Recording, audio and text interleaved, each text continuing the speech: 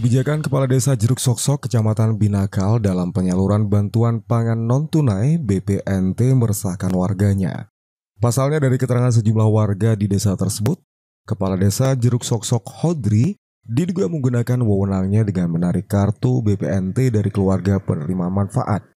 Selain itu, gudang yang diakuinya sebagai toko dan dikelola oleh istrinya terpantau menyalurkan BPNT setiap bulannya. Menurut warga setempat Abu Siri, Kepala Desa Jeruk Soksok sempat meminjam fasilitas tokonya yang diduga untuk pengajuan persyaratan realisasi BPNT. Karena gudang ini kan rakyat kecil mas kan ya. Saya kan masyarakat ke Pak Tinggi ya. Dananya Pak Tinggi mau beri modal usaha ya saya terima kan. Kalau saya ini kan orang desa tidak tahu apa-apa. Tahu-tahunya ada bantuan BLT itu ya. Katanya saudara, teman-teman katanya mau ambil di toko saya. Tapi sampai sekarang ini Pak Tinggi tidak ada ketemu sama saya apakah artinya BLT itu kan mas. Setelah kejadian itu apakah sampean sempat untuk menanyakan kembali mas ke Pak Tinggi? Soalnya Pak Tinggi belum datang ke rumah sampai sekarang ini. Itu. Ya harapan saya kan sebagai rakyat kecil mas. Masa saya cuma kemarin di foto mas. Pak Tinggi itu pernah foto di rumahnya saya ya. Di toko saya sama keluarganya itu kan. Ada saksinya Pak Mutin itu ada yang foto itu.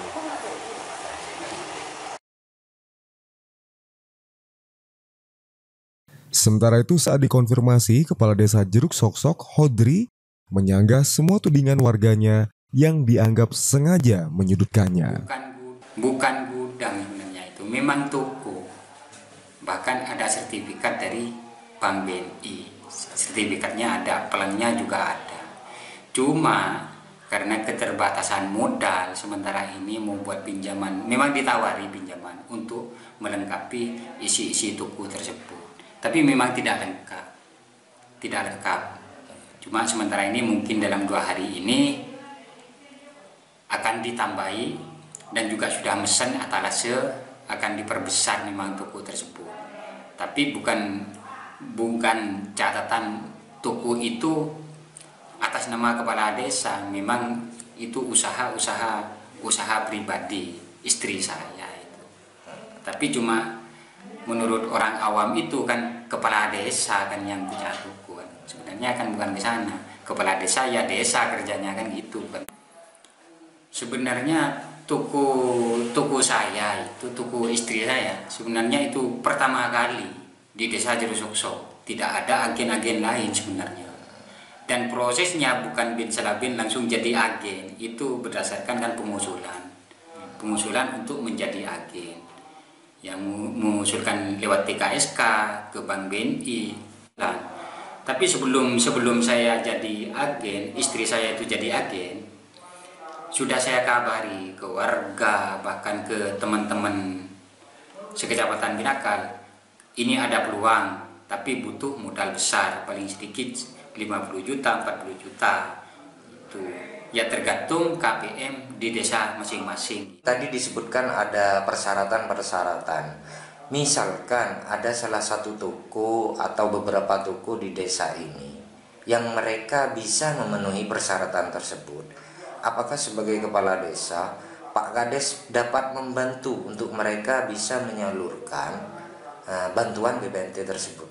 Itu kan kewenangan bukan di desa. Kalau memang butuh bantuan desa untuk menjadi agen dengan segala persyaratan, surat keterangan, ya bisa, desa siap.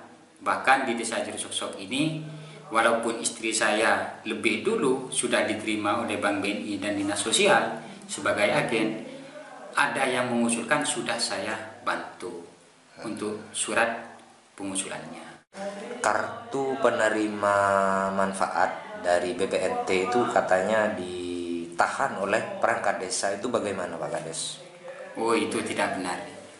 Tidak benar. Pada fakta kronologinya seperti apa sih Pak Kades? Sebenarnya gitu, itu bukan ditahan, bukan dipaksa untuk minta.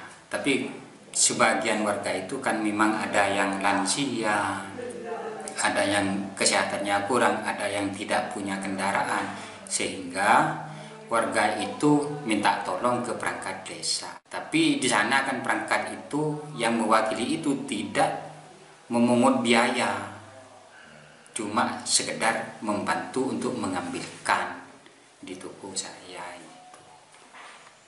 Sebenarnya SDM, kebanyakan warga Jerusoksok itu malu bertanya secara berhadapan langsung ke kepala desa, mungkin ke perangkat desa berkaitan dengan bisnis. Ya lebih memilih untuk bercerita di luar, tapi bercerita kan tidak menyelesaikan, tidak minta solusi bagaimana, tidak minta petunjuk bagaimana seperti itu.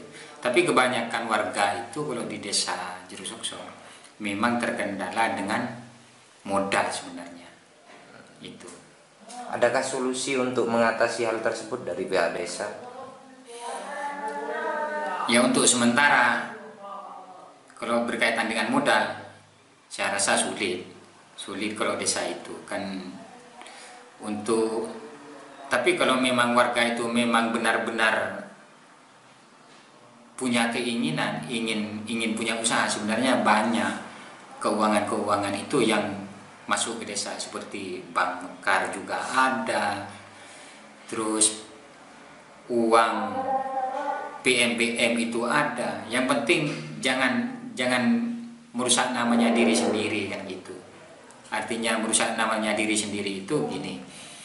Jadi kalau memang punya hutang piutang dengan yang bersangkutan dengan bank, dengan PMBM, itu harus tertib tiap bulannya tanggal berapa pembayarannya, agar pihak bank dengan PMBM itu lancar juga memberi tiap bulan gitu.